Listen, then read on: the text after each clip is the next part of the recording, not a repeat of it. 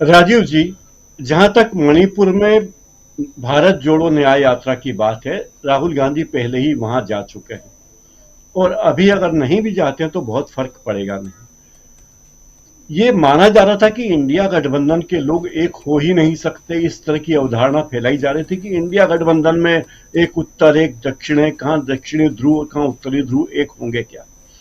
लेकिन जिस तरह नेताओं ने आपस में एक दूसरे को सम्मान देना शुरू किया है और ये बात कही है कि बगैर एक हुए, बगैर एक दूसरे को जगह दिए इंडिया गठबंधन आगे नहीं आ सकता। ये बात बीजेपी को समझ में आ जाएगी चुनाव आते आते।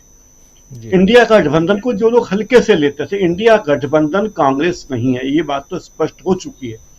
इंडिया गठबंधन कांग्रेस से बड़ा एक गठबंधन है जिसमें कांग्रेस भी शामिल है। यानी कांग्रेस अकेली नहीं है इंडिया गठबंधन में।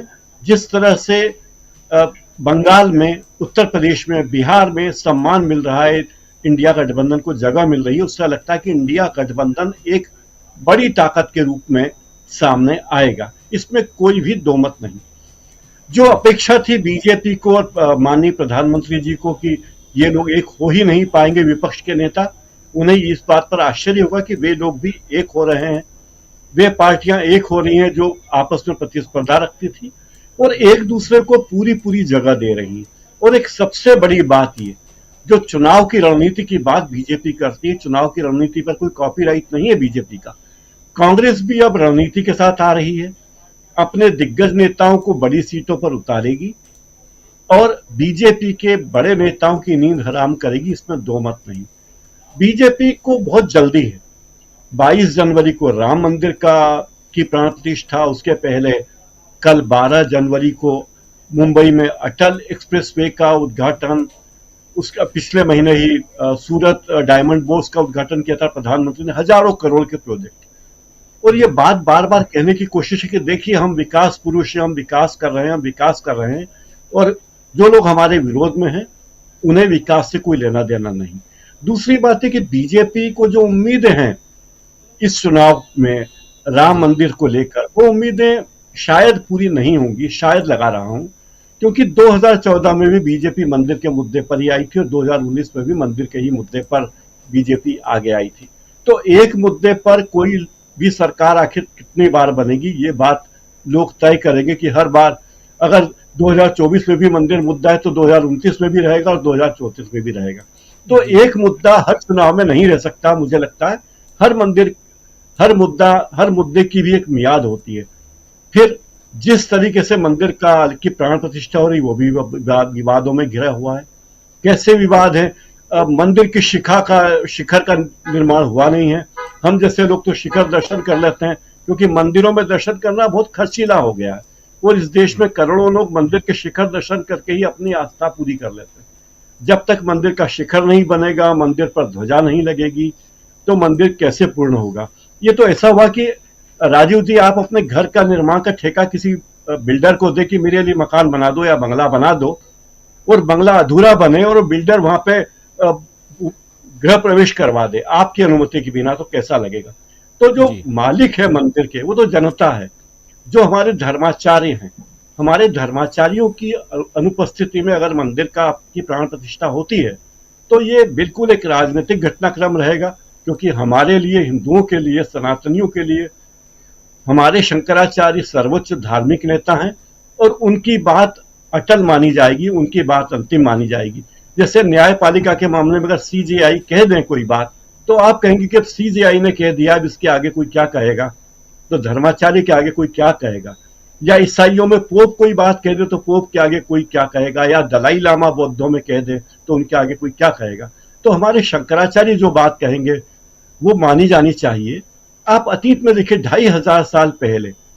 शंकराचार्य जी को राजा से भी ऊंचा सिंहासन राजा ने खुद पेश किया था। तत्कालीन शासक ने उनके लिए सोने का सिंहासन बनाया था और कहा था कि जब भी धर्म की बात होगी तब शंकराचार्य जी का निर्णय, शंकराचार्य जी की दिशा, उनका बताया मार्ग ही अंतिम विकल्प होगा। तो इस जी। तरह हमारे धर्माचार्यों की उपेक्षा होना और अधूरे मंदिर का लोकार्पण करना चुनावी हड़बड़ी में, और मूल बात यह है कि मंदिर शंकराचार्य के बिना अगर मंदिर की प्राण प्रतिष्ठा होती तो ये वैसा ही है जैसे कि आपके बंगले का गृह प्रवेश बिल्डर या ठेकेदार कर दे जो कंस्ट्रक्शन करा रहा है। तो ये उचित नहीं है। लोगों को ये बात समझ में आ रही है राजीव जी। जी बिल्कुल बिल्कुल, आप सही कह रहे हैं। दो चीजें चल रही हैं। एक तरफ राम मंदिर को लेकर अलग अलग बातें आती रहेंगी, लेकिन सोनिया गांधी अगर नहीं जा रही हैं तो ये बहुत बड़ा के तहत ये बात बार बार कही जाती निशाने पर इंडिया गठबंधन है और इंडिया गठबंधन की छोटी छोटी बातों को जिस तरह तूल दिया जाता है वो बताती है कि किस तरह बीजेपी के महकमे में धड़कनें बहुत तेज हैं। आप देखिए कि बीजेपी के छोटे छोटे नेता बयानबाजी कर रहे हैं और मीडिया उसे तवज्जो दे रहा है। छोटे नेता अलग अलग राज्यों में, कोई भूतपूर्व मंत्री है, कोई पूर्व उप मुख्यमंत्री है, कोई पूर्व विधायक है, पूर्व सांसद है, ये लोग बयान दे रहे हैं और ये अकारण बयान नहीं दे रहे हैं। इन्हें कहा गया है कि वे इस तरह के बयान दें। जैसे राहुल गांधी के खिलाफ जब भी कोई बात कहनी होती है तो कोई विधायक आके बयान देता है जो अपने इलाके में जैसे तैसे जीता हो। तो ये बताना चाहती कि देखिए उनके लिए तो हमारे ये नेता ही काफी हैं।